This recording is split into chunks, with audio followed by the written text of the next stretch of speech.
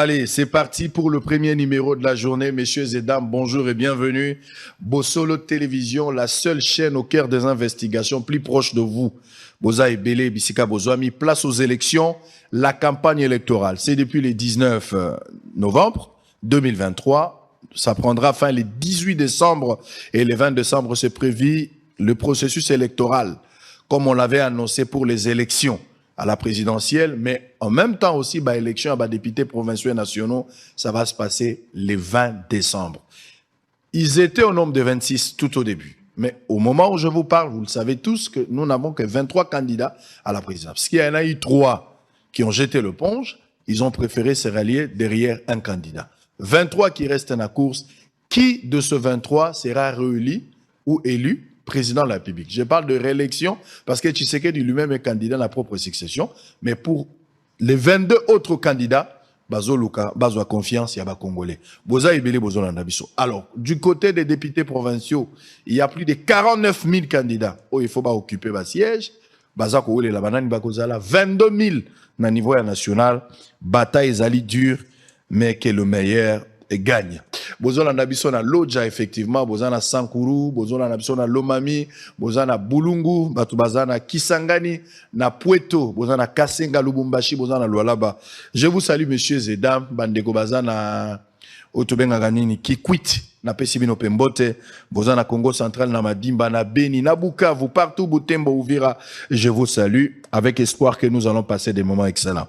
Alors, on ne sera pas long, nous allons dire l'essentiel parce que c'est la campagne, on donnera la chance à tout le monde, mais je l'avais déjà annoncé. Il est candidat député national à Lodja, numéro 71. Il s'agit de M. Lambert Mende Omalanga, honorable candidat député. Bonjour et bienvenue. Bonjour, cher ami. Ça fait un bon bout de temps depuis la dernière fois. Hein? Oui, exactement.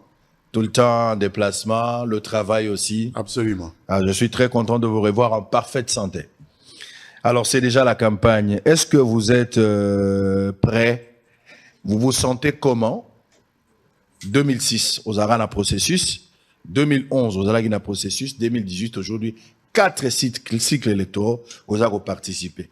Impression na yo un nengenini d'être toujours présent dans chaque processus électoral. Je peux dire que je suis droit dans mes bottes à la faveur de ce 4e cycle électoral qui se déroule beaucoup plus correctement que les 3 autres auxquels j'ai pu participer. Et je dois vraiment reconnaître le rôle positif qui a été joué par le candidat numéro 20 que je soutiens, Félix Tshisekedi, qui a exercé des responsabilités suprêmes à la tête de l'État au cours des 5 dernières années, malgré beaucoup de pots de banane qui lui ont été glissés sous les pieds. Il s'est fait fort de respecter d'abord les délais constitutionnels. Ça, c'est quelque chose d'important. C'est parmi les particularités. Oui, je pense que c'est une particularité, c'est une première depuis que ce processus existe. Et deuxièmement, ce processus se déroule sans beaucoup d'entraves, à part peut-être les incidents dont nous avons eu écho il y a quelques heures à Kindu, où une personne serait morte, soit de bousculade, soit des balles de la police. Il faut que l'enquête puisse une préméditation, déterminer. Vous pensez? Je ne sais pas ce qui s'est passé. Il faut que la justice nous dise exactement, parce que un mort pendant les élections, c'est un mort de trop. Je ne peux pas accepter cela, mais pour le reste, il faut reconnaître quand même les mérites du pouvoir Tshisekedi qui a pu nous donner un processus électoral civilisé et apaisé. Un processus aussi critiqué par des opposants, mais en même temps par la Senko, je parle d'Abé, d'Ambongo, je parle aussi de Cholet, et quelques critiques aussi des opposants qui n'étaient pas d'accord parce que tout au début, ils ont eu à poser pas mal de préalables qui n'ont pas rencontré satisfaction de la part de la CENI. Pour moi, l'opposition est dans une posture tout à fait normale. L'opposition, Israël, elle s'oppose. C'est tout à fait normal.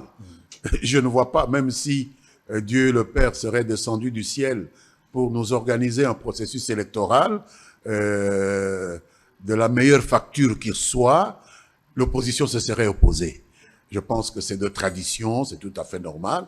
Par contre, ce qui me préoccupe sérieusement, c'est cette intrusion de d'une confession religieuse dans un processus dans lequel elle n'a aucune responsabilité légale, institutionnelle, peut-être morale, comme tout citoyen. Tout citoyen congolais est moralement responsable du bon déroulement des élections, mais il n'y a pas de super citoyens qui doivent s'adjuger le droit de juger le processus, d'organiser les processus, de les déclarer conformes aux lois en lieu et place des institutions que les Congolais se sont données eux-mêmes par les vertus de la démocratie représentative. Et nous avons une administration électorale qui s'appelle la Commission électorale nationale indépendante. On l'aime, on ne l'aime pas, on la critique pas, mais on ne se met pas à sa place. Voilà ce que je peux dire à nos amis de l'Église catholique, à laquelle j'appartiens personnellement. Vous êtes toujours fidèle jusqu'aujourd'hui. Ah oui, fidèle à Dieu. Fidèle à pas Dieu, à pas ceux aux hommes. de ses disciples qui font du manichéisme excessif. Vous pensez qu'il y a usurpation du pouvoir ou l'ingérence dans les affaires d'État? Il y a une intrusion inacceptable dans les affaires temporelles. À Dieu ce qui est à Dieu et à César ce qui est à César. Nous l'avons appris dans les évangiles. Quelle attitude que le gouvernement congolais, la population devrait avoir face à ces gens qui utilisent également cette politique maladroite pour essayer de freiner l'élan de la démocratie? Mais je crois qu'il faut les ignorer. Il faut reconnaître à chacun le droit d'avoir une opinion, parce qu'après tout, ce sont des citoyens. Vous avez parlé du cardinal Ambongo, c'est un citoyen respectable. Vous avez parlé de Monseigneur Cholet, c'est un citoyen très respectable. Il peut avoir une opinion. Nous devons respecter cette opinion, mais ils doivent aussi respecter l'opinion de leurs compatriotes que nous sommes, nous les autres Congolais. Il n'y a pas, à cet égard-là, de préférence par rapport à d'autres. La voix qu'il va glisser dans l'urne pèse du même poids que la voix de la maman maraîchère, de Massina ou de je ne sais où, de Maluku ou de Mbandaka, de Kasumbalesa dans l'urne. Donc il faut beaucoup de modestie lorsqu'on s'exprime sur les affaires de l'État. L'Église catholique, je vais essayer de vous rappeler ce que Monseigneur Ambongo a dit tout à l'heure, je pense qu'il y a quelques jours. L'Église catholique n'a pas de preuve qu'il y aura élection le 20 décembre, comme prévu. Et que même si elles se tenaient, il n'y a aucune certitude qu'elles vont se dérouler dans les meilleures conditions et transparentes. Pour moi, cela sonne comme des préparatifs à une crise post-électorale. Puisque lorsque ça vient de personnalités qui jouissent d'une certaine révérence au niveau de l'opinion, parce qu'il y a beaucoup de catholiques dans ce pays, cela sonne comme un appel du pied à des gens qui voudraient se lancer dans une contestation pratiquement rituelle du processus électoral après les élections. Alors que les élections devraient être un moment où les Congolais font des choix, et des choix qui doivent être respectés par l'ensemble des Congolais. Dès lors que vous venez avec des discours qui essayent de mettre en place une crise électorale tendant à remettre en cause la décision que la majorité de vos compatriotes vont prendre, nous entrons là dans un domaine assez questionnable, qui est parfois à la limite de la félonie. C'est ce que je peux dire. On vous accuse d'être de mèche avec la CENI pour organiser une fraude électorale dans les jours à venir. Parce que vous ne contredisez pas ce que la CENI fait, vous avez rejeté l'audit du fichier électoral, vous avez trouvé que tout était parfait. Au-delà de tous les préalables posés par l'opposition. Aujourd'hui, il y a la mission d'observation électorale de l'Union européenne qui a décidé de venir travailler ensemble avec la CENI pour essayer de rassurer l'exclusivité, la transparence des élections de 2023. Je parle du 20 décembre. Mais vous n'étiez pas d'accord. Au moment où on parle, il y a à boire et à manger avec cette histoire, telle enseigne que l'Union européenne, avec ses observateurs, ont décidé de se retirer à un certain moment, ça rime, c'est comme s'ils vont travailler seulement pour Kinshasa, pas ailleurs. Quel est votre point de vue? Je ne sais pas de quelles informations vous disposez, Israël, mais à ma connaissance, l'audit du fichier électoral a été effectué. Nous avons reçu ici, la République démocratique du Congo, une mission, je pense, de la SADC, qui a procédé à l'audit du fichier électoral. À moins de faire croire aux Congolais qu'un audit qui aurait été effectué par des Noirs n'aurait aucune validité, on ne me fera pas croire que cet audit-là n'a pas été effectué. Il a eu lieu. Et ce n'est pas parce que ceux qui ont audité le fichier électoral sont des Africains comme nous que tel ou tel d'entre nous a le droit de cracher là-dessus. Ce sont des experts électoraux qui ont audité et ils ont une expertise qui est de la même facture que celle que nous reconnaissons aux auditeurs qui seraient venus de l'hémisphère nord de notre continent. Pourquoi toujours mépriser ce que les Africains font? Pourquoi l'audit qui aurait été effectué par la SADC n'aurait-il aucune valeur aux yeux de certains? Le fichier électoral a été audité, le fichier a été déclaré conforme à ce que l'on peut considérer comme des standards internationaux généralement admis par ces experts qui ne sont pas moins internationaux que ceux qui viendraient de l'hémisphère nord, à moins de dire que nous sommes des esprits néocolonisés qui ne peuvent accepter des vérités que lorsque elles sont assénées par nos anciens maîtres coloniaux. Ça, vraiment, je me refuse à cet esprit-là. En second lieu, l'Union européenne a été invitée fort aimablement à venir nous accompagner dans l'observation de ce processus électoral. Et d'après ce que j'ai pu comprendre, il y a eu quelques grabuges avec nos services d'intelligence qu'ils voulaient mettre un peu sous leur coupe, comme s'ils voulaient prendre le contrôle de l'intelligence stratégique de ce pays à la faveur de cette observation électorale. Aucun pays au monde, même en paix, alors que nous ne sommes pas en paix, nous sommes un pays agressé, ne peut accepter de placer ses services d'intelligence avec tous ces matériels, notamment ces matériels de communication, sous la coupe d'une puissance étrangère, fut-elle observatrice du processus électoral. Et donc, ils ne se sont pas mis d'accord et ils n'ont pas renoncé à l'observation. Ils ont simplement considéré qu'avec le temps qui reste, ils ne pourraient pas se déployer sur l'ensemble du territoire national et ils vont travailler sur la ville-province de Kinshasa qui, pour moi, constitue un miroir qui est assez représentatif de ce qui va se passer au niveau de toutes nos 26 provinces. Ça ne représente que 11%. Donc, ça ne fait rien, mais c'est déjà quelque chose. Et même s'ils étaient totalement absents en 2018, ils étaient absents sur les 26 provinces. Maintenant, ils seront présents dans la ville-province de Kinshasa. Considérons que c'est une évolution. Selon vous, ce processus est réellement inclusif? Je pense que c'est le processus le plus inclusif auquel nous allons participer depuis que les élections ont commencé, parce que chaque fois, il y a eu des contestations sur l'élimination de tel ou tel candidat. Il y a même des gens dont je suis personnellement convaincu qu'ils n'ont pas la nationalité congolaise, mais qui vont concourir, parce qu'on a tellement voulu pousser l'inclusivité au-delà même des limites que la loi exige. Mais je m'en tiens là, je ne vais pas citer des noms, mais je pense que c'est la campagne, vous êtes libre. Hein? Non, mais tous les coups sont permis. Hein? Mais si on avait voulu vraiment appliquer la loi, si on avait voulu réellement mettre en œuvre les dispositions de notre Constitution, parmi les 23 candidats que vous avez présentés ici qui sont en lice, il y en a qui ne devraient pas se présenter. Parce que telle est la loi, telle est la volonté de la République démocratique du Congo.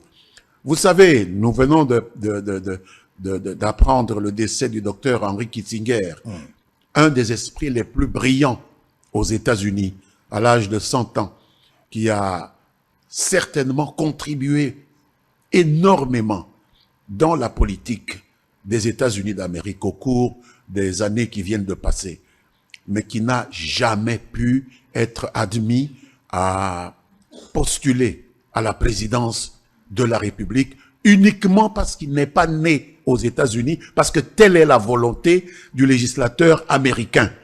Mais ici, nous sommes étonnés de voir que beaucoup de nos partenaires étrangers font pression et sur le gouvernement, et sur la Commission électorale nationale indépendante, et sur nos juges constitutionnels pour nous faire accepter des personnes que la loi normalement exclut du processus électoral pour des raisons de non-appartenance à la nation congolaise au niveau de l'élection présidentielle seulement. On va y Pour revenir. quelles raisons, nous le saurons. On va y revenir lorsque nous allons parler du discours de votre candidat numéro 20 qui faisait allusion aux candidats des étrangers. On va y revenir. Mais parlons de l'inclusivité dont vous faites allusion tout à l'heure.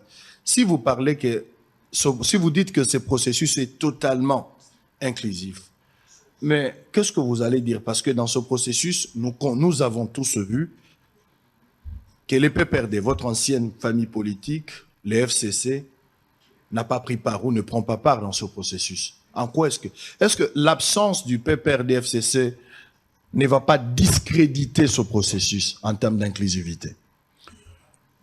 Non. Pourquoi? Parce que l'inclusivité n'est pas synonyme d'unanimité. Ok. C'est une question de volonté, Israël. Si je veux l'inclusivité, ça veut dire, pour autant que je veux participer au processus et que nul ne m'empêche d'y participer, le processus est inclusif. Mais si je ne veux pas participer, par exemple, en ce qui me concerne personnellement, je n'ai pas envie de postuler à l'élection de président de la République parce que j'estime qu'il y en a de mieux que moi à ce niveau-là. On ne va pas dire que le processus n'est pas inclusif. Quelqu'un qui me soutient ne va pas dire que le processus n'est pas inclusif parce que Mende n'a pas postulé à la présidence. Je n'ai pas postulé à la présidence parce que je ne l'ai pas voulu moi-même. C'est ma volonté. Vous n'avez pas été exclu? Non, personne ne m'a exclu. Donc, vous parlez du FCC ou du PPRD. C'est eux-mêmes qui n'ont pas voulu. C'est eux-mêmes qui ont souhaité se tenir à l'écart. Alors, qu'est-ce que l'inclusivité vient faire là-dedans? Ils ne l'ont pas voulu, ils ont leurs raisons, mais le pays doit avancer. Nous devons avoir un processus électoral à date. Et voilà comment les choses se sont passées. Donc, il ne faut pas confondre inclusivité et l'unanimité. Lambert Mende, je suis en face d'un kabiliste, d'un lumumbiste, d'un moboutiste ou bien d'un tshisekidiste? Vous êtes en face d'un lumumbiste, sans aucune hésitation. Qui a eu à travailler avec les kabilistes? Naturellement. L'union nationale est un principe qui est sacré pour nous. Notre maître, Patrice Lumumba, nous l'a indiqué. Dans son gouvernement, vous trouviez des personnalités importantes. Lui qui était un social-démocrate, il a travaillé avec des néolibéraux du PNP. Je vais vous citer Paul Bolia. Je vais vous citer Derrick Koyar, Mafuta Kizola, je vais vous citer Bomboko, tous ces gens-là qui étaient dans d'autres formations politiques opposées à la sienne, ont trouvé des places, et pas des places minimes, au sein de son gouvernement. Et donc c'est une tradition, c'est dans l'ADN du mouvement lumumbiste que l'union nationale est la seule façon de diriger les affaires publiques dans un pays comme la République démocratique du Congo. Donc, je suis lumumbiste. On vous a vu travailler, lumumbiste, vous avez travaillé avec Mobutu, vous avez travaillé avec Tshisekedi, vous travaillez aujourd'hui avec Tshisekedi, avec Kabila et le reste. On va parler de la transhumance, on parlera de l'opportunisme, pragmatisme, ou on va parler peut-être du dynamisme. C'est le pragmatisme qui est lumumbiste, à notre avis. Parce que, à moins de faire le reproche à Patrice Lumumba d'avoir inséré dans son cabinet des éléments PNP, on les appelait PNP Namundele, lui qui était indépendantiste, avait dans son cabinet des ministres PNP. Donc vous comprenez que le pragmatisme a dicté sa loi. Ce pays, qui est un conglomérat de tribus, de partis politiques, ne peut pas être gouverné par une formation qui exclurait. Ça, c'est dans notre ADN. C'est notre point de vue. Les gens peuvent appeler cela comme ils veulent, mais c'est comme ça que ce pays a toujours fonctionné. Et s'agissant de Mobutu, c'est au niveau de la conférence nationale que moi, j'ai été amené à collaborer à un gouvernement qui a été constitué d'abord par la conférence nationale souveraine, dirigée par feu le docteur Étienne Tshisekedi, paix à son âme, et ensuite, au niveau de ce qu'on a appelé le Haut Conseil de la République, Parlement de transition, un autre gouvernement d'union, dirigé par Monsieur Léon Kengo Adondo, qui est encore en vie. J'y ai représenté le mouvement lumumbiste. Et sincèrement, je n'ai aucun regret là-dessus. C'est la nation congolaise que je servais conformément à mon idéal lumumbiste. Vous n'êtes pas fatigué, 4 cycles électoraux, peut-être de donner aussi l'opportunité aux jeunes de votre parti politique. Lambert Mende reste le même, qui est en 2006, 2011, jusqu'aujourd'hui en 2023. Serait souhaitable de donner aussi l'opportunité aux jeunes du parti de pouvoir postuler. Mais il n'y a pas qu'un seul poste de député, Israël. Puis-je vous rappeler qu'il y a 500 postes de députés et que parmi les candidats dont vous avez parlé ici, plusieurs dizaines de milliers, il y a même des centaines qui sont présentés dans mon parti, qu'ils soient jeunes ou vieux, importe peu. Le problème, c'est qu'ils apportent quelque chose. Et même dans ma circonscription, je ne suis pas seul, c'est une circonscription à 4 sièges, donc nous sommes 4 sur ma liste. De votre parti politique? De mon parti, de mon regroupement qui s'appelle Alliance et Action pour l'État de droit. Et donc, c'est comme ça que les choses se font. Peut-être c'est l'un d'eux qui va remporter la timbale, je le soutiendrai. C'est comme ça que les choses se passent. Est-ce que vous pensez que vous avez encore des choses à donner pour ce pays? Énormément. Énormément. J'ai élaboré un bilan de ce que j'ai pu faire comme représentant, puisqu'un représentant n'est pas un gestionnaire, et j'ai élaboré, après le bilan, un programme de ce qui reste à faire, et beaucoup reste à faire, en termes de représentation au niveau de ma circonscription de l'Odja dans la province du Sankourou. Parlons-en alors. On va parler de votre bilan quinquennal. 5 ans, législature, ça prend déjà fin. Qu'est-ce qu'on peut retenir de votre bilan en tant que représentant de l'Odja? Beaucoup de choses. Un lobbying peut-être le plus robuste qui a été mené face à des gestionnaires pas toujours exemplaires au niveau de la province. J'ai toujours tiré la sonnette d'alarme au niveau du gouvernement central contre les agissements de certains gestionnaires de ma chère province du Sankourou, contre les agissements et les abus ou les excès de pouvoir de ma circonscription électorale de l'Odja, et souvent j'étais entendu. J'étais entendu parce que des mesures ont pu être prises. Il y a même un gouverneur qui est tombé grâce à ce lobbying robuste. C'est quelque chose que mes électeurs apprécient. J'ai organisé même mes électeurs eux-mêmes dans des structures qui leur ont permis de se prendre en charge, comme Mzé Laurent Désiré Kabila, un lumumbiste dont je salue la mémoire, nous a appris à s'organiser pour défendre leurs droits. J'ai ainsi parrainé des groupes comme Droits de l'homme au Sankourou, j'ai parrainé des groupes comme la société civile, sociale et solidaire, mais je ne me suis pas arrêté à ce niveau-là. J'ai mouillé ma chemise. Même sans être gestionnaire, j'ai essayé d'organiser des groupes de volontaires pour mettre la main à la pâte, là où les gestionnaires n'ont pas eu la possibilité de le faire. Je me suis efforcé, même de m'endetter, pour acquérir du matériel qui me permet aujourd'hui de jeter des ponts sur les routes. Ce n'est pas un travail de représentation. De construire des routes dans la jungle, ce n'est pas un travail de représentation. De creuser des forages d'eau pour donner de l'eau potable à des villages où des maladies hydriques sévissaient, ce n'est pas un travail de représentation. Tout cela a été fait, et donc ils ont vu, et donc ils m'en sont gré. Est-ce que ce n'est pas de la corruption voilée? Ça n'a rien à voir avec la corruption, puisque je ne peux pas tolérer que parce que il y a du retard dans l'exécution d'un programme d'action au niveau du gouvernement central, que moi, le représentant, j'ai un carnet d'adresses qui me permet d'organiser une structure qui peut nous aider à faire le travail qui consiste à donner de l'eau potable à mes électeurs. Je ne vois pas qu'est-ce que la corruption vient faire là-dedans, puisque ceux qui boivent cette eau-là, parmi ceux qui boivent cette eau-là, il y en a qui voteront pour moi et il y en a qui voteront certainement contre moi. L'essentiel pour moi, c'est que nous ayons une population en bonne santé à Lodja. Et encore, vous avez fait quoi? Beaucoup de choses, des écoles qui ont été construites. J'ai distribué des tôles dans des écoles. Le gouvernement central m'a commandé des bancs. Hein, j'ai gagné un peu d'argent là-dedans, mais à un prix moindre. Le ministre Tony Mwaba m'a commandé des bancs pour appliquer la politique de gratuité de l'enseignement primaire. Plus de 1500 bancs que j'ai fabriqués parce que j'ai acquis une scierie industrielle qui fonctionne dans ma circonscription. Ça donne aussi du travail à des jeunes gens et nous avons livré les 1500 bancs dont nous avons reçu le paiement rubis sur l'ongle de la part du ministère de l'enseignement primaire, secondaire et professionnel de monsieur Tony Mwaba.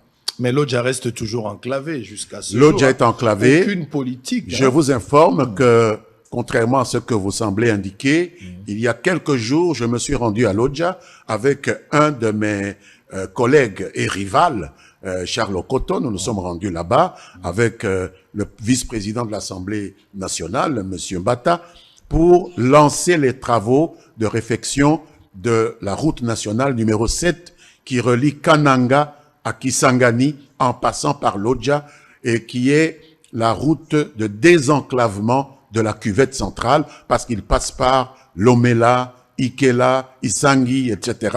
jusqu'à Kisangani. Combien de kilomètres? Et ils en sont, oh, ça c'est probablement 2000 kilomètres. Voilà. Ils en sont maintenant au kilomètre 40 ou 45, mais pour nous, nous sommes heureux que ce travail-là ait pu commencer. Pour commencer, il faut commencer. Nous avons aussi obtenu que le gouvernement, enfin, puisse songer à moderniser la porte d'entrée et de sortie de notre province du Sankourou, qui est l'aéroport national de Lodja, qui a reçu maintenant des moyens financiers pour son asphaltage.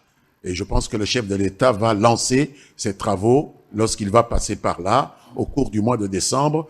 Ça fait des années, ça fait des décennies que nous crions pour obtenir cette modernisation et ce début de désenclavement de cette malheureuse province. Et nous y sommes arrivés. Et je pense que ça, c'est des choses qu'il faut saluer. À quelle hauteur vous évaluez votre travail abattu ces 5 dernières années?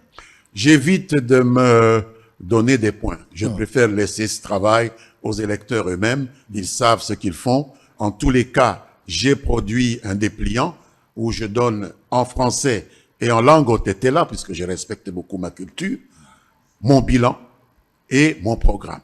Et eux pourront apprécier ce qui a été fait, si ça vaut la peine de me donner encore une chance. Vous pensez que cette population est toujours fière de vous? J'en suis convaincu, si je dois en juger par l'accueil qu'ils me réservent, parce que chaque 3 ou 4 mois, je m'y rends. Chaque fois qu'il y a des vacances parlementaires, je m'y rends, parfois 2 fois. Et donc, je vis avec eux, je respire avec eux. Je suis plus à l'aise là-bas qu'ici ou ailleurs. En tant que représentant de cette population, à l'heure actuelle, quels sont les mots qui rongent Lodja? Les mots essentiels qui rongent Lodja et qui font partie effectivement de notre programme, c'est toujours cette lutte contre les abus et les excès de pouvoir des autorités au niveau de la province, des représentants des autorités au niveau du territoire, au niveau des secteurs et d'autres entités territoriales décentralisées. Ça, c'est un problème sérieux qui nous a toujours mobilisés et pour lequel les gens ont besoin que l'on essaie de s'occuper d'eux, parce que si on ne les laisse pas travailler en paix, si on ne cesse pas avec ces tracasseries, il leur sera difficile de vaquer à leurs occupations et de s'assurer d'une production qui peut leur permettre de se donner la vie à laquelle ils ont le droit d'aspirer comme tout autre citoyen congolais. On va revenir pour parler de ce que vous comptez faire, de votre programme. Si jamais vous êtes réélu, encore une fois, et que cette population de Lodja vous faisait encore confiance, on va en parler. Mais parlons de votre candidat numéro 20, Félix Tshisekedi, que vous soutenez à la magistrature. Mais s'il faut revenir d'abord, Tshisekedi lance sa campagne électorale le 19 novembre, c'était au stade des Martyrs. Tshisekedi dit, parmi dans son discours, je vais prendre quelques phrases, il appelle la population à ne pas voter ou à faire attention aux candidats des étrangers. Je vous ai suivi tout à l'heure, parce que vous dites que je ne sais pas si c'était par erreur ou c'était politique ou volontiers que les candidats étrangers ou des étrangers ont été acceptés de concourir au même titre que des Congolais, des pères et des mères. Quand Tshisekedi parle des candidats des étrangers, il fait allusion à qui? Et quel est le danger aujourd'hui de laisser le candidat des étrangers à la tête du pays? Israël, la première chose à laquelle j'ai pensé lorsque j'ai suivi ce discours de notre candidat numéro 20, Félix-Antoine Tshisekedi, j'ai pensé à ces candidats qui ne peuvent pas mettre un pas devant un autre sans se référer à des influenceurs à l'extérieur de notre pays. Ce pays a beaucoup souffert des intrusions extérieures depuis 1960.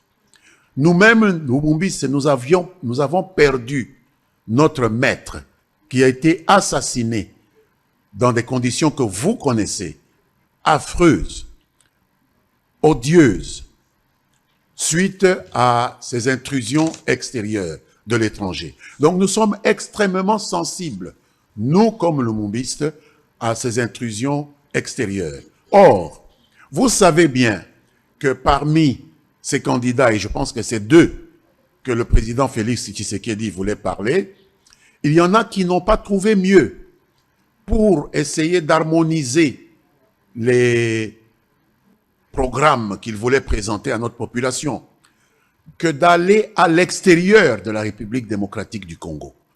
C'est-à-dire, il n'y avait pas suffisamment de place au Congo pour se concerter. Ils sont allés à Pretoria, hors de la République démocratique du Congo.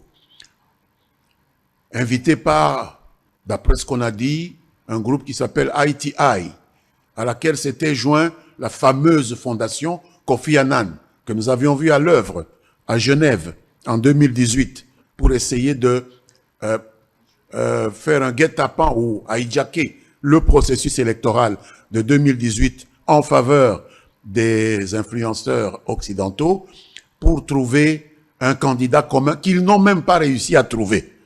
Et n'ayant pas trouvé cela, ils se sont livrés à des arnaques en prétendant qu'ils ont mis tout le monde d'accord et maintenant nous assistons à des démentis ci et là. Donc vous comprenez que le président Tshisekedi ne parlait pas en l'air lorsqu'il a parlé de candidats des étrangers. Il n'a pas dit de candidats étrangers, il a dit de candidats des étrangers. Lorsque vous renoncez à réfléchir à ces questions, qui sont des questions fondamentalement de souveraineté nationale, dans votre pays, on ne peut pas dire qu'il n'y a pas de place au Congo pour que 3, 4, 5 candidats à une élection présidentielle se concertent. On n'a pas dit qu'il faille aller en Afrique du Sud pour travailler à cette concertation, que leurs salons ne sont pas suffisamment élargis pour pouvoir recevoir 4 ou 5 délégués ou 10 ou 15 délégués, qu'il faille que ce soit ITI et la fondation Kofi Annan, que dirige un Britannique qui a représenté la MONUSCO ici, pour trouver la possibilité de se concerter sur une candidature unique. Cela démontre bien le lien ombilical entre ces candidats-là et l'étranger. Or, nous ne pouvons pas remettre ce pays, après avoir été libéré du joug de l'étranger, utiliser encore des étrangers pour nous montrer la voie à suivre. Nous voulons être un pays réellement souverain. Et c'est en cela que je suis d'accord à 100% avec l'analyse du président Félix Tshisekedi. Avec quel bilan? Parce que Tshisekedi a sollicité un second mandat au stade des martyrs. Et partout où il passe, Il supplie cette population de lui renouveler encore la deuxième chance ou le second mandat. Mais pour qu'il arrive à obtenir le second mandat, on doit évaluer le premier mandat. Avec quel bilan aujourd'hui, Lambert Mende, quand vous regardez la population, bien qu'il y a pas mal de gens qui nous écrivent ici, réclament à ce qu'on revienne à Lingala, peut-être ça sera pas facile pour vous, mais je ne vous en tiens pas rigueur, mais néanmoins, avec quel bilan aujourd'hui?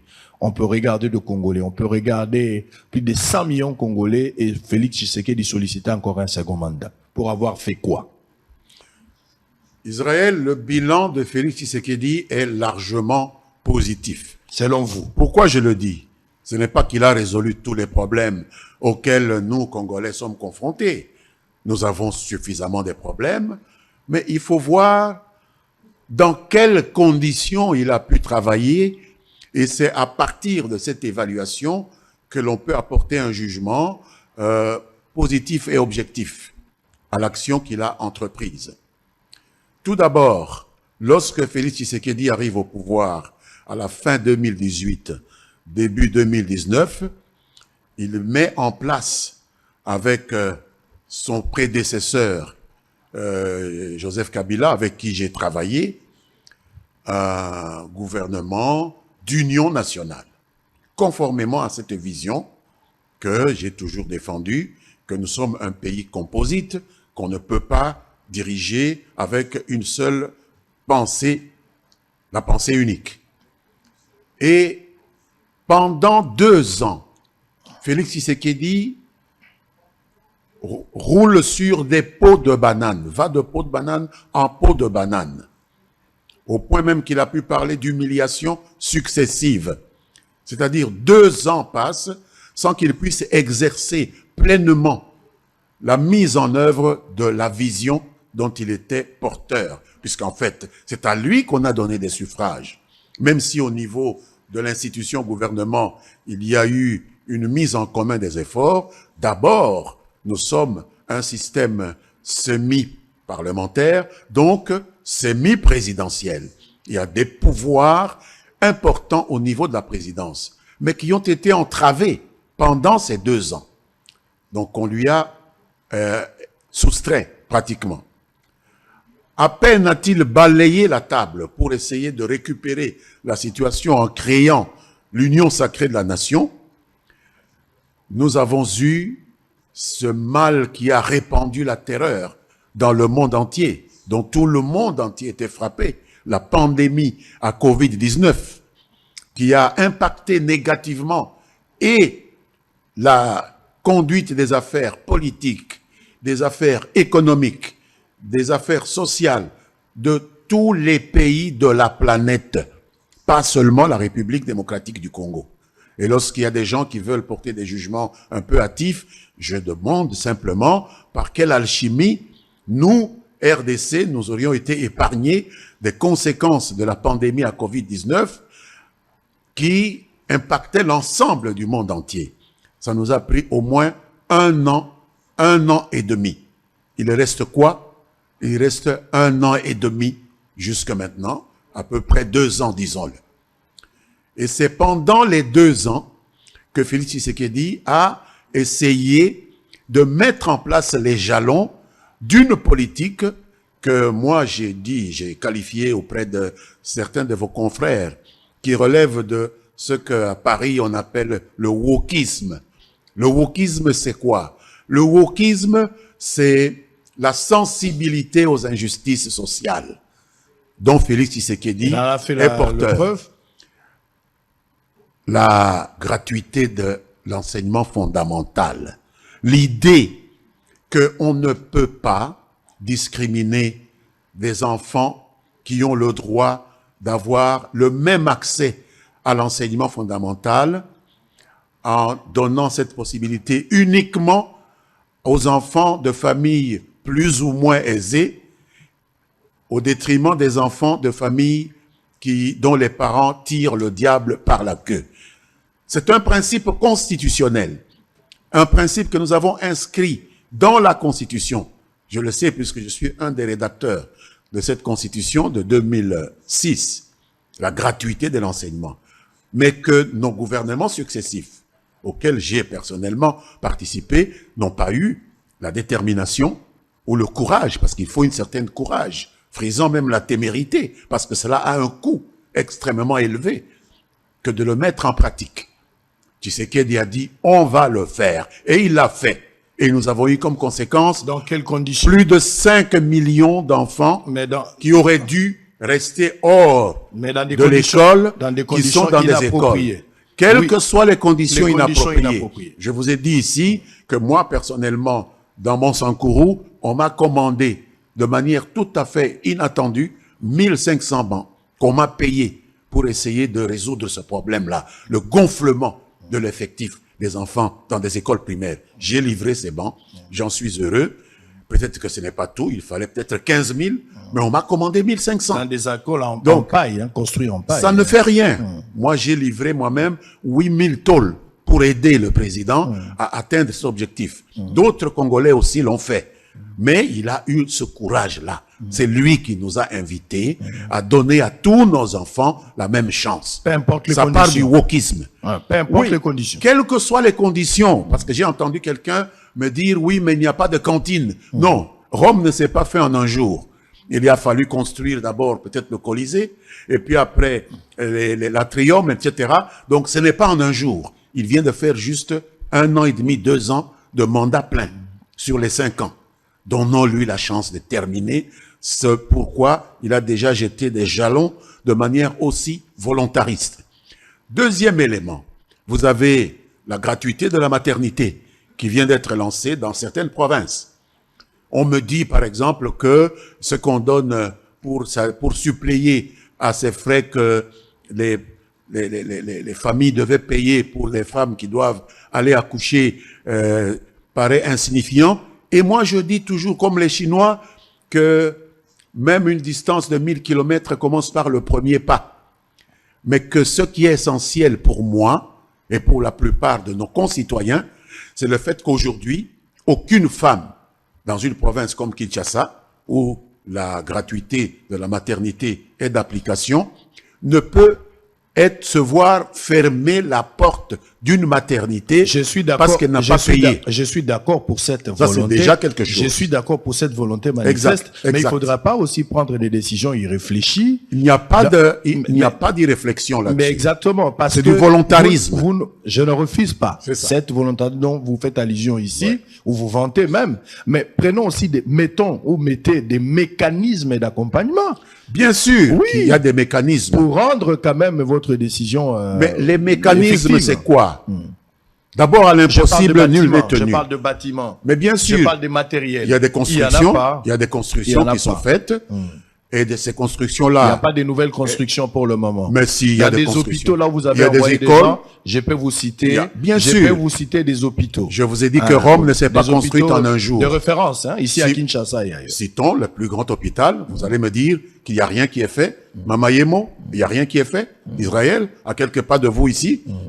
L'hôpital Mamayemo a toujours été comme il l'est maintenant, en train d'être mis en œuvre. Pourquoi vous ne parlez pas des sanatoriums, l'hôpital général de référence de Matete, pourquoi les hôpitaux des militaires au Kanchachi. Même le camp Kokolo. Mais ce n'est pas tout à la fois. Je viens de vous citer 3. Je viens de vous citer 3 déjà. Déjà modernisés, qui sont en train d'être mis en place. Ça va venir. Ce n'est pas la cour des miracles, c'est la gestion de l'État, qui ne peut se faire qu'en fonction des moyens.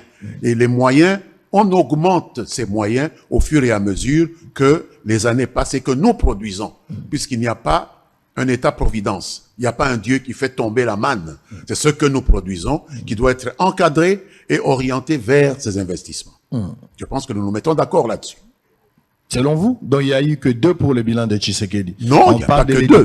Il y a des routes, on parle de la santé, il y a des infrastructures, il y a des infrastructures. Nous, les Kassaïens, vous comme moi, nous savons très bien combien de temps il nous fallait pour venir par la route du Kasaï vers ici. Plus de 2 semaines à 3 semaines. Aujourd'hui, vous pouvez faire de Chikapa ici en 48 heures, 24 heures. Mais cette route existait déjà depuis Kabila. Elle existait, mais elle n'a pas été... qui a construit le pont Luangue. Non, mais oui. Le pont de jusqu'à Chikapa, et le pont de Kamouécha, le pont de Kamouécha, qui l'a construit, Là, Ce n'est pas Tshisekedi. Ça, Alors, c'est Tshisekedi. il a ajouté à cela 400 kilomètres asphaltés sur la route nationale numéro 1. C'est quand même quelque chose. C'est important. Il ne faut pas négliger cela. Prenez le coût de 1 kilomètre d'asphaltage et multiplié par 400 en 2 ans, 1 an et demi, et comparé avec ce qui a été fait au cours des années précédentes. Et vous me direz que Tshisekedi n'a rien fait. Il faut aussi faire allusion à la route qui allait relier ou qui relie Mbujimayi à Kananga, 188 km. Bien sûr. Dont 27 millions s'est volatilisé. Hein. Bien sûr. D'où la nécessité de pouvoir mieux encadrer ses finances publiques et l'importance que Tshisekedi a donnée à l'inspection générale des finances. Donc on ne peut pas lui faire grief en même temps de vouloir lutter contre la corruption et la prévarication des moyens financiers de l'État et constater qu'effectivement nous avons un pays dans lequel de très mauvaises habitudes de gestion se sont cristallisées en nous. Donc l'erreur aurait été pour lui de ne rien faire contre ces mauvaises habitudes.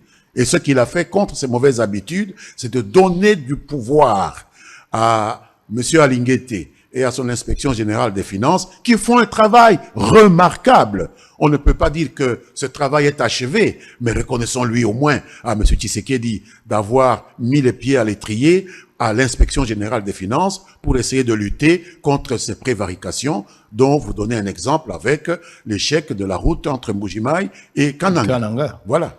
Kananga, Kalambambouji, ainsi de suite. Voilà. Mais s'il faut parler du bilan, parlons de la sécurité. Oui. Quand Tshisekedi prenait son pouvoir en 2019, Kabila, en train de partir, le président sortant aujourd'hui sénateur à vie, Kabila vous a laissé Bunagana sous contrôle de l'armée régulière. Ce n'est pas le cas aujourd'hui, M. Lambert Mende. Il y a des localités, des territoires dont l'armée régulière ne contrôle pas pour le moment. Et aujourd'hui, cette population ne sait pas aller aux élections, n'a pas été enrôlée, ne sait pas se présenter, ne sait pas faire le choix pour le futur président de la République et les candidats députés et à la législature nationale, tout comme provinciale. Vous vous sentez comment aujourd'hui? Toujours un bilan positif du côté sécuritaire? Vous avez eu à mener des lobbies, une diplomatie agissante qui n'a pas donné de résultats sur terrain. Pour autant que l'armée est en train de monter en puissance, j'estime que le bilan au niveau de la sécurité doit être considéré comme positif également. Pourquoi? Parce qu'on ne peut pas quand même rendre le président Tshisekedi et nous les Congolais responsables ou coupables d'une agression dont nous sommes les victimes. C'est comme si on a violé votre fille et que vous lui dites oui, mais il ne fallait pas être seul dans votre chambre pour que le violeur entre vous violer. Qu'est-ce que ça veut dire ça? Nous savons bien ce qui se passe au Nord Kivu. Il y a le Rwanda avec la principauté militaire du président Paul Kagame qui fait des incursions régulières pour essayer de nous insécuriser, pour avoir accès sans contrepartie à nos richesses. Nous sommes victimes.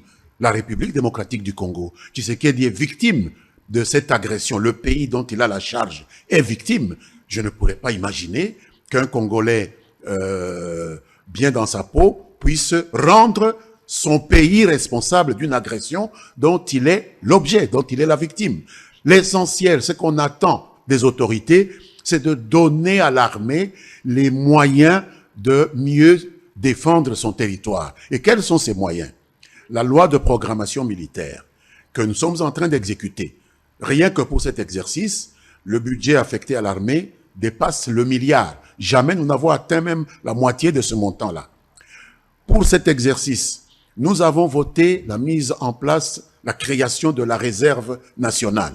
C'est-à-dire qu'on peut appeler des anciens militaires, des gens qui ont même dépassé l'âge pour aller prêter main forte à nos vaillantes forces armées. Jamais on n'a pensé à cela. Deuxièmement, il y a les équipements qu'il faut mettre à la disposition de l'armée. Mais vous savez, les questions de sécurité, Israël, ne peuvent pas être considérées comme de l'arithmétique. 1 plus 1 égale 2, on a une armée puissante, donc on ne peut jamais être attaqué. Sinon, les États-Unis n'auraient jamais été l'objet d'une attaque le 11 septembre d'une certaine année, 2001. Sinon, en Europe, on n'assisterait pas à des agressions terroristes. Sinon, Israël n'aurait pas été attaqué par le Hamas. Pourtant, ce sont des armées solidement équipées. Ce qu'on demande à un gouvernement, c'est de mettre à disposition du pays une armée bien équipée, bien organisée, et c'est ce que Tshisekedi a fait. Je préfère m'en tenir à ça. Maintenant, les actions que la principauté militaire rwandaise entreprend avec ses complices, qui sont très nombreux dans l'hémisphère nord contre nous, Tshisekedi n'en est pas responsable.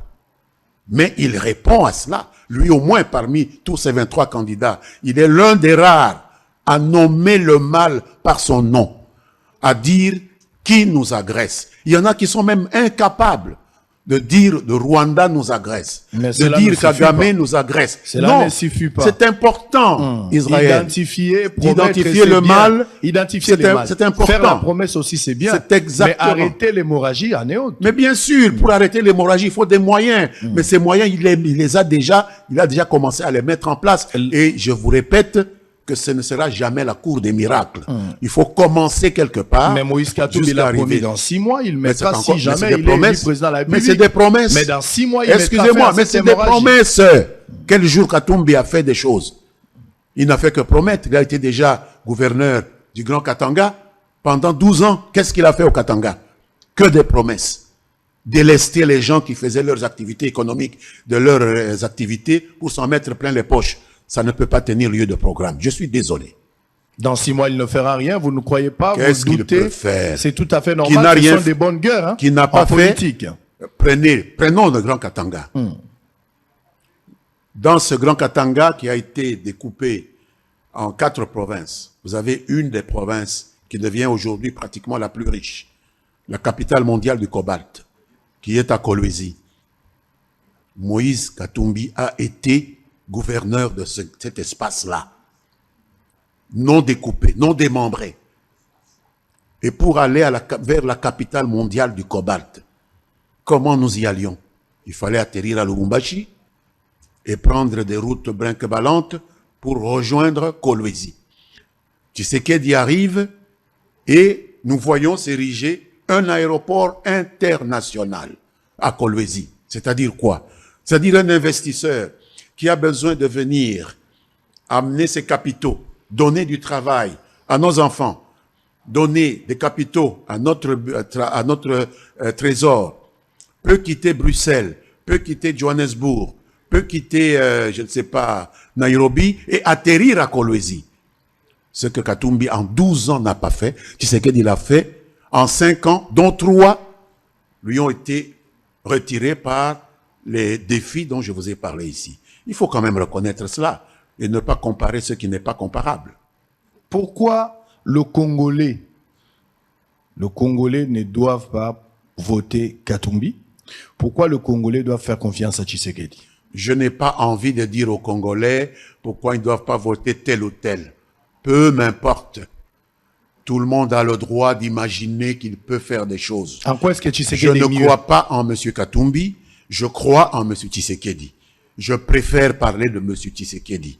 Je n'ai pas l'impression que quelqu'un qui a été chaque fois associé au plus haut niveau à la gestion de ce pays, aussi bien avec Kabila,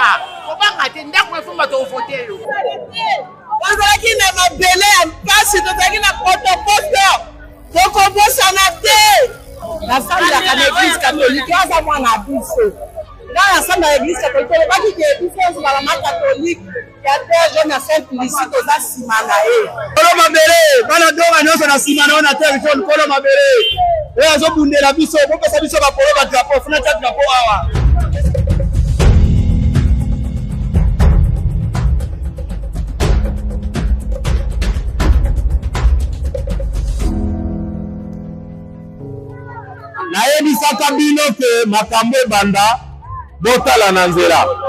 Bobanda omona bango baza banani na terre jaune tolingi miyibi batikela mokolo terre jaune akontinue mosala na ye basombaka bolingo na mbongo te. Mama soki alingi yo bote tozala pre ya kokende kodefendre bavoi na biso esili nanu te bakodevelope bastratégie misusu me biso toyebi ke Kalonji aza na mitema ya bamama.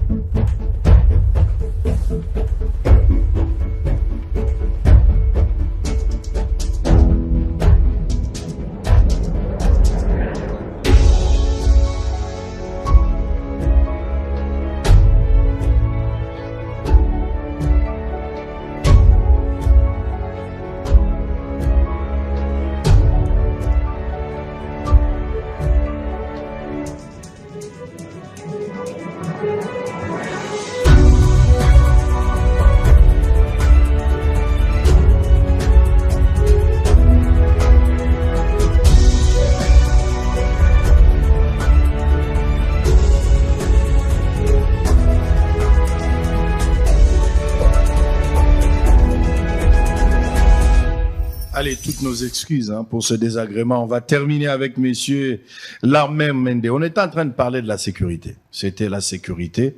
Vous avez répondu à la question, mais la dernière était celle de savoir en quoi est-ce que le Congolais ou pourquoi le Congolais doit voter pour Tshisekedi. Parce que vous avez refusé de commenter pour Katumbi, selon vous. Non, je n'avais pas fini mon commentaire. Allez-y.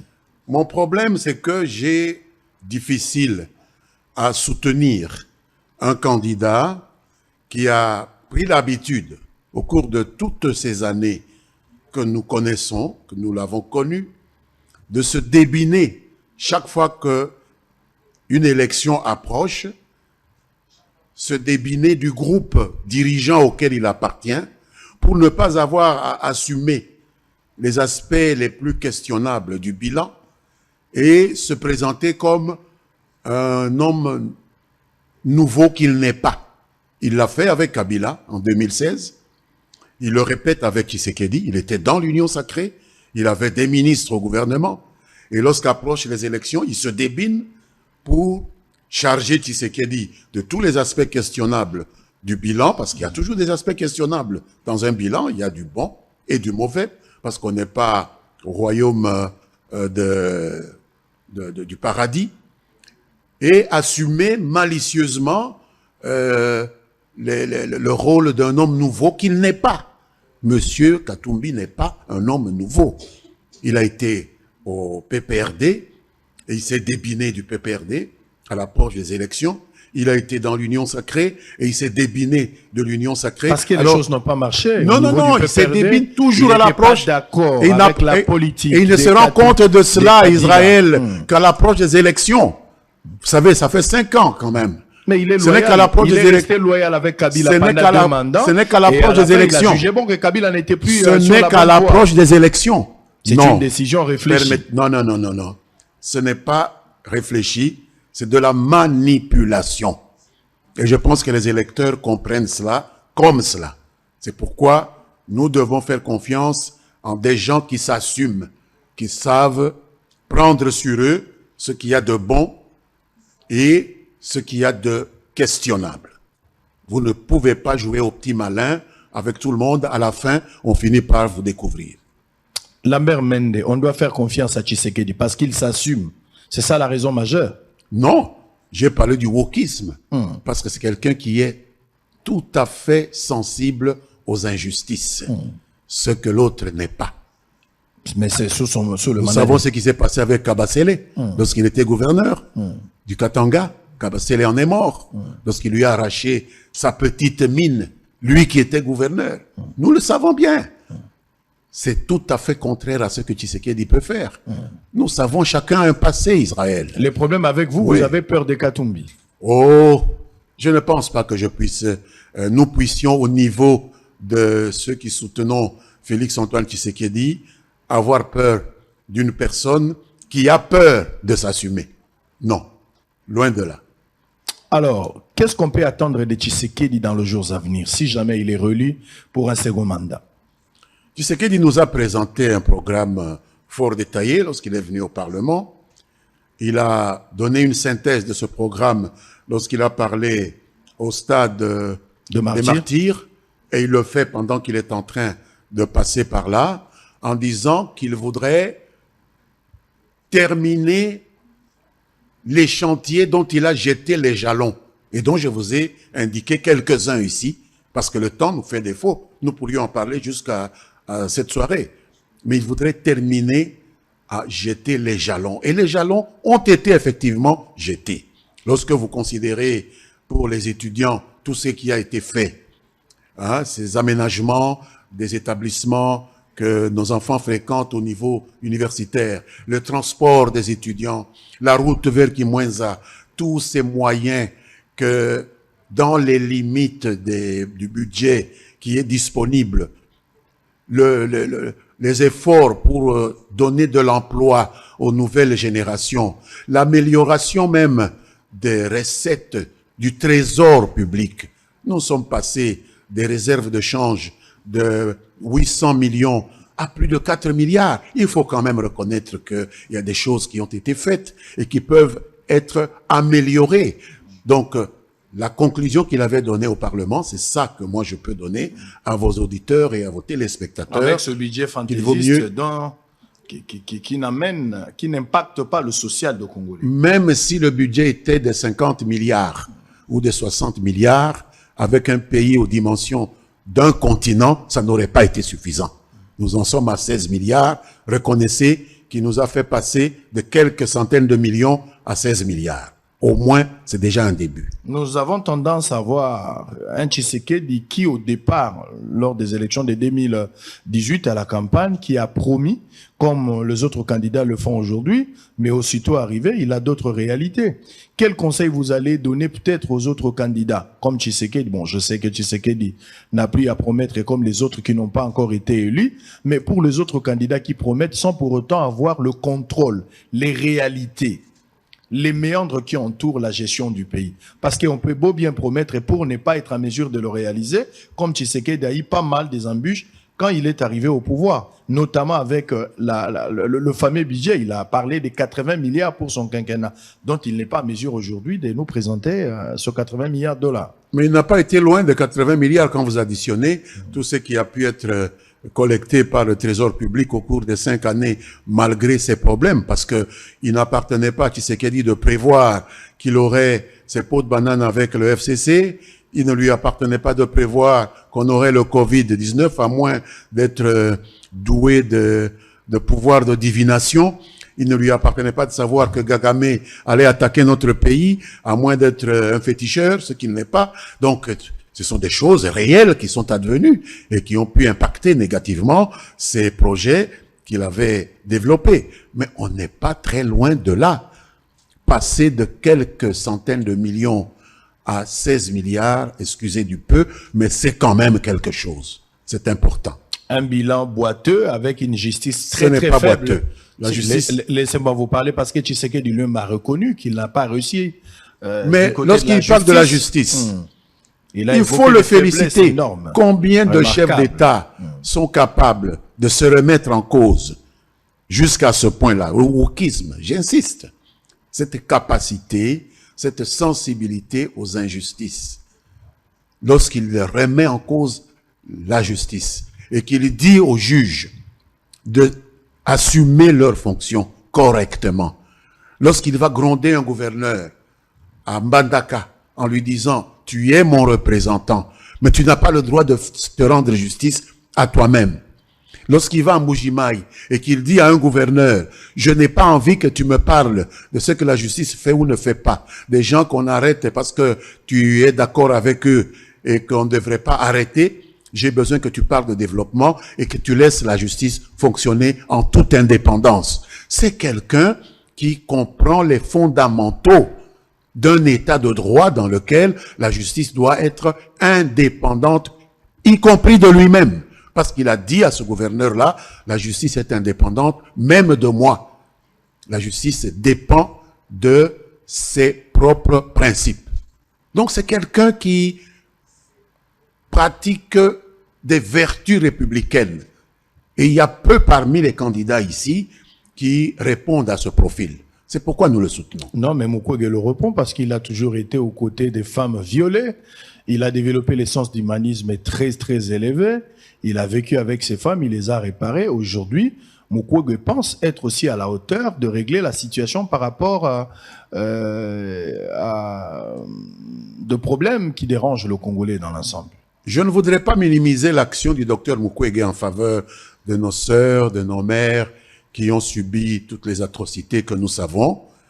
Mais je crains fort que le travail dans un centre gynécologique à Panzi soit tout à fait autre chose par rapport à la gestion d'un État convoité, un État aux dimensions continentales comme la République démocratique du Congo. Je conseillerais à cet excellent gynécologue beaucoup de modestie avant de pouvoir prétendre à la direction d'un pays qui est confronté aux problèmes tels que la République démocratique du Congo connaît aujourd'hui. Allez, on va suivre avec vous tour à tour quelques images de Félix Tshisekedi qui est votre candidat. Il a été à Kisangani aujourd'hui. Normalement, il doit être à Aru vers Otuwele. Il a été à Lissala et il s'était rendu aussi à Gemena. On va suivre quelques images. Aru, c'est dans l'Ituri. Aru. Aru, c'est dans l'Ituri. Oui, Ituri. Ouais. C'est à côté de Otuwele. Hein. Oui, c'est ça. Parce que quand vous faites par l'Ouganda, vous allez à Kampala. Je suis passé par là. Toutes mes excuses. Merci pour la précision détail avec ces découpages des 26 provinces. Aru qui était avec Otuwele aujourd'hui, c'est avec Ituri. Allez, on va suivre une petite transition. On revient pour parler de votre programme. Votre programme en tant que candidat, si vous êtes élu le 20 décembre 2023, on va terminer par là. À tout à l'heure.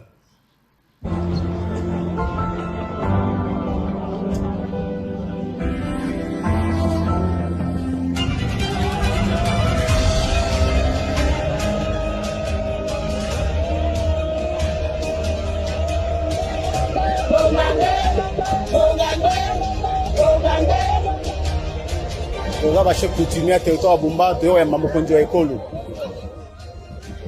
toyo ya mbaye po azali somi ya ekolo na biso ya kotala biso po toyi bisani toza na besoin na kata territoire biso ya Bumba aéroport toye po to ya mokonzi ya mboka oyo azali mokonzi mpona biso bakongole nyonso ya kokoma lelo biso lokola basali ya nzambe nde toye mpona koyamba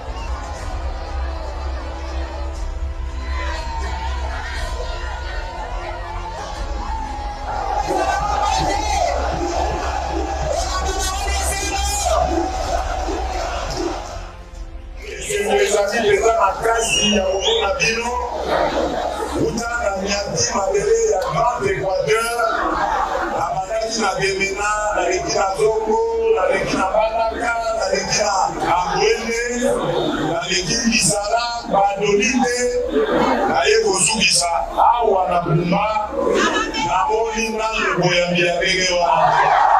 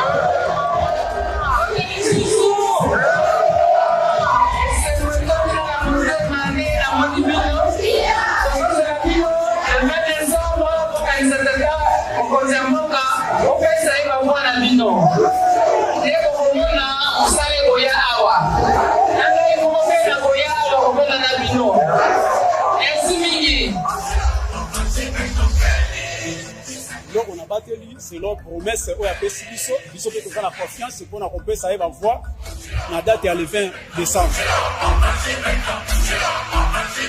Et qui est sengo makasi ninge tomoni po banda to bota mi tomoni ete mais tomoni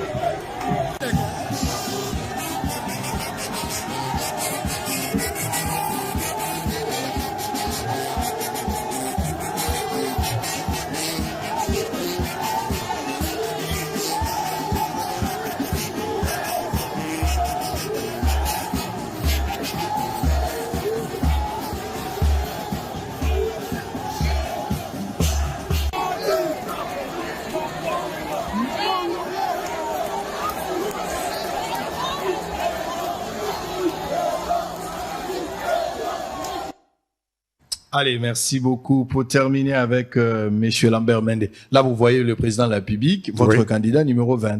Quel est votre sentiment? Sentiment de fierté. Je crois que c'est le candidat qui est le plus en phase avec l'opinion la plus large dans le pays, le Congo profond, où on sait exactement que c'est Mwanamboka, comme on dit, des tata et des mamas. Des tata et des mamas. Allez, on va terminer par rapport à votre programme. L'élection, c'est pour le 20 décembre. Lambert Mendoza, candidat. Koto lo bata lingala muke. Bato bazo chelo motema, bato balingi yo, baropeso lisusu maboko na bango po kende lisusu koponama.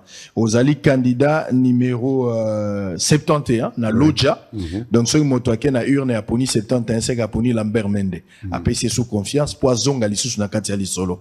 Ba opono na programme ni nozo kana ko sala là-bas na Lodja. Ceux qui ba poni yo na mekole zalikoya. Nasi na komeli ba na Lodja Mukanda. Eza na dépliant oyo. OK. Na côté oyo eza na monoko ya lopoto, côté mususu na kitetela. Malheureusement, tokoloba na lingala na kolimbola na lingala.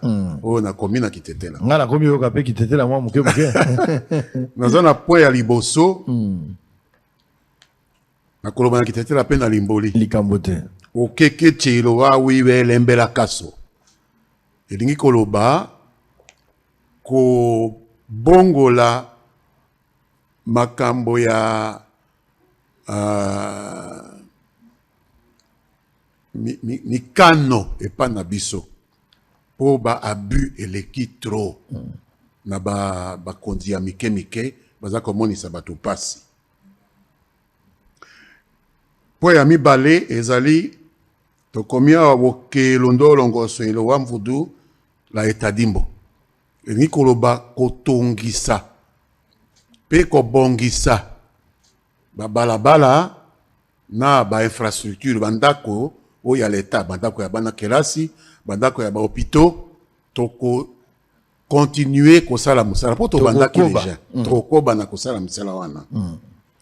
Point ya misato na programme da biso ezali kala sando wekelo ya tumuye chudi elingi koloba kolakisa bana oyo bakoti na kelasi ya normal te formation professionnelle ndenge ya koyekola misala me ababoko.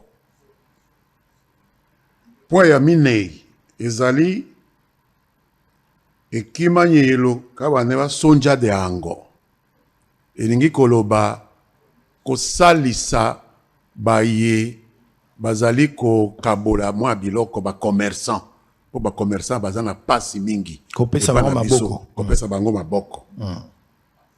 Point ya mitano ekimanyelo ta katutumutumu ta tsala ato elingi koloba kosimba ba volontaire pour l'état yango moko ekoki te kosilisa pasi yo toza nango epa na biso te na loja biso moko esengeli tomizwa en charge.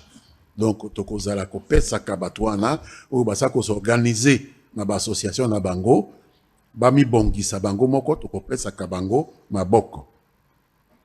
Point mosusu ezali eumbelo la uhilwelo adango do malodi kambo elingi koloba kosalela bato oyo baza kosala bilanga kolakisa bango ndenge nini ya kobomba biloko na bango pe kotransforme biloko na bango po bateka yango bazwa makoka komisalisa. C'est ça.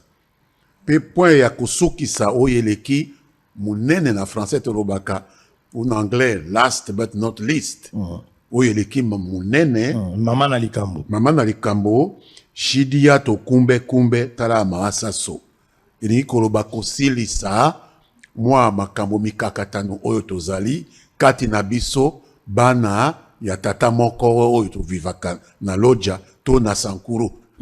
Makambo yango ebandaka na 63 bato oyo bato ya forêt bato oyo bato ya savane babundaka pona makambo ya bakonzi na tango wana pe mikolo oyo eloko wana eza ko gêner biso na ba relation entre biso te to moni ngana moni malamu makambo yango tomi pesa biso baponami na ba konzi na biso ya ba coutume na ba association ya société civile na ba structure mususu tomi pesa makasi tosilisa makambo yango po ndako oyo eza na division ekolonga etumba moko te pe tokolonga etumba développement te de ba point 7 oyo naza ko proposer na bato na biso. Très bien, bonne chance et pas na yo na maponome ezali koya elo nga na kosenga yo soki lelo ba voter yo ba voter pe Tshisekedi ezali moto akolonga oyo akolonga alongi te na lingi koyoka lisusu te na kombo ya ba congolais tolingi koyoka sur détournement te pona bilan na bino utioleka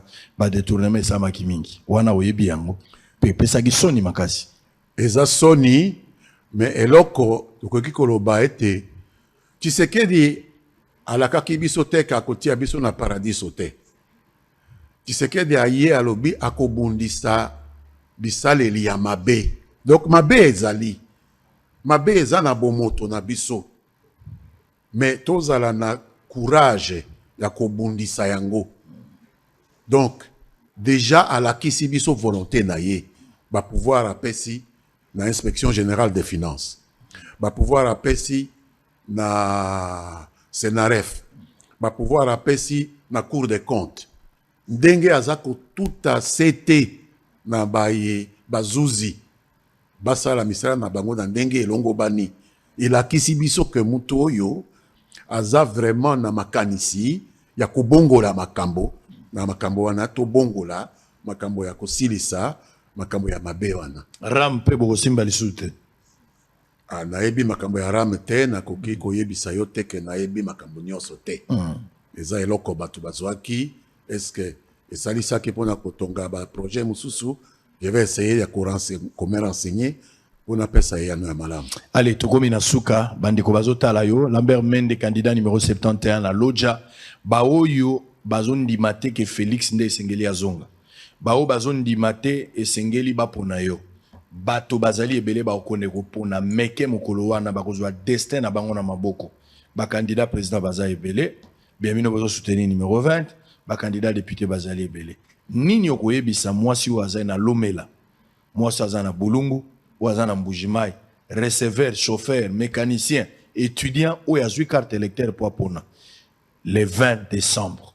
Pona nini sengeli ba pona Tshisekedi, lilobano ya suka benga bango ba pona Tshisekedi pona nini choix na bango ezala numéro 20 pour ba ko gagner nini en contrepartie. Et là qu'on a koloba batata ba mama ba pe bande ko banso na ekolo na biso Congo baye te kati na baye soki kutumi bale na misato oyo babimisi bilongi na bango kaka Tshisekedi nde azana bilan lokola touti kopesa oyo asali makambo ya ekolo abongoli makambo nyonso te ndenge toza kokanisa. Kasi alakisaki biso teke, alakaki biso teke, akobotela biso paradiso. Alobi akosala maemakoki to bongo la makambo ya mabe, esalema na nzela ya malamu. Toyebi ete abungi simbola mibale na mikakatano na abaye FCC o tolandaki biso nyonso awa. Abungi simbola mobimba na maladi oyo ebomaki batu ebele molongo mobimba ya COVID. Simana yango abungi si énergie ebele na ba moyen ya leta ebele pona bitumba oyo Kagame na bato ya Rwanda bakoteli biso kuna na este po bandeko na biso mona bazala na kimia. Atikala kikaka na mbula moko soki na eteni ya kosala mwa musala. Pona nini te bilembo wana oyo alakisi biso touti kosolola. To pesa ye makoki pona asilisa misala yango po abandaki alakisi bonne volonté na ye. To pesa ye chance po asilisa misala na biso. To tika ko waya na baye oyo baza koya kaka koluka bami koti sambongo na ba poche na bango ba enrichir ba paya oyo bazali pe baza kosalisa ba oyo badongolo miso baza kokotela biso meme kuna na este bomona ka bango bakendeke kuna kosolola na bango batinda ka bango awa po demokrasi bazo bonda biso lokola mibobe na bango bazo tinda bango konyokola ka biso kopesa bango voa te pesa Tshisekedi mwana mboka oyo tolobaka de tata et de mama to pesa ye possibilité ya kobongola ekolo akobongola yango. Très bien. Allez, Bosolo Télévision. On va continuer pour la deuxième partie. Mais là, on a une ibisabino na loba ki angope na obandela. Bande konangai mboka oyo uti na pasi mingi. Mokano ya bato. To posa ya biso nyonso ya laki mabe esila. Pasi ya esteza esengo ya biso te. Tozo la labo tozo ken élection bande kona biso ya bunaga na bako voter te. Pour M23 a occupé ba localité na ba territoire. Ezo sala biso pasi bande ko bakola libanda likambo peza ko sala mate. Kagame tango Musée Laurent Désiré aye. Kagame na Rwanda na badongolo miso ya mindeli ba kotisaka baluka ki tango baye balingi kaka bakotisa bato bakote pa na biso kwa ba infiltré. Musée a telemela ka bato wana ba sepeli na ete babomi Laurent Désiré. Kabila aye na bokonzi na ye ba tie ba guerre pe ba kotisi ba infiltré awana kati armée na enseignement na parlement bisika nyonso wana tozui miyibi ba o ba koteli biso tokobenga bango ba infiltré.